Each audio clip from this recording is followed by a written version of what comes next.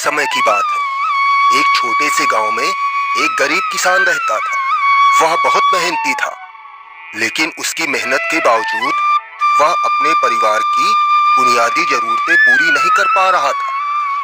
गांव में उसके पास केवल एक छोटा सा खेत था, जिसमें वह थोड़ा बहुत अनाज उगाता था, जिससे उसके परिवार का जीवन यापन हो पाता था। एक दिन उसने सोचा कि अगर वह अमीर होता तो उसकी जिंदगी कितनी आसान हो जाती।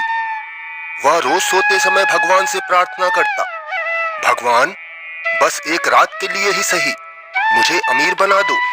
मैं देखना चाहता हूँ कि अमीर होना कैसा होता है।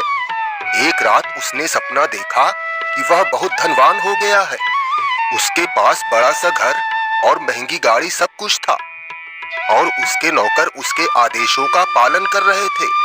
घर में बड़ी बड़ी दावतें हो रही थी और वह सभी मेहमानों का स्वागत कर रहा था।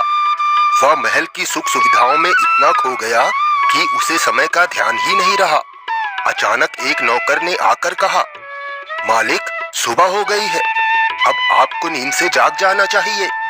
वह हड़बड़ा कर उठा और देखा कि वह फिर से अपने छोटे से घर में है।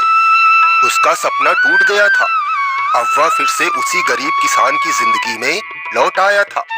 उसने महसूस किया कि अमीरी सिर्फ एक रात की बात थी। असली खुशी और संतोष उसके परिवार और उसकी मेहनत में थी। उसने सोचा, अमीर होने का सपना देखने से बेहतर है कि मैं अपनी मेहनत और ईमानदारी से अपनी जिंदगी को बेहतर बनाऊं। उस दिन से उसने कभी अपनी गरीबी को लेकर शिकायत नहीं की। वह अपने काम में और भी मेहनत करने लगा और धीरे धीरे उसकी हालत सुधरने लगी।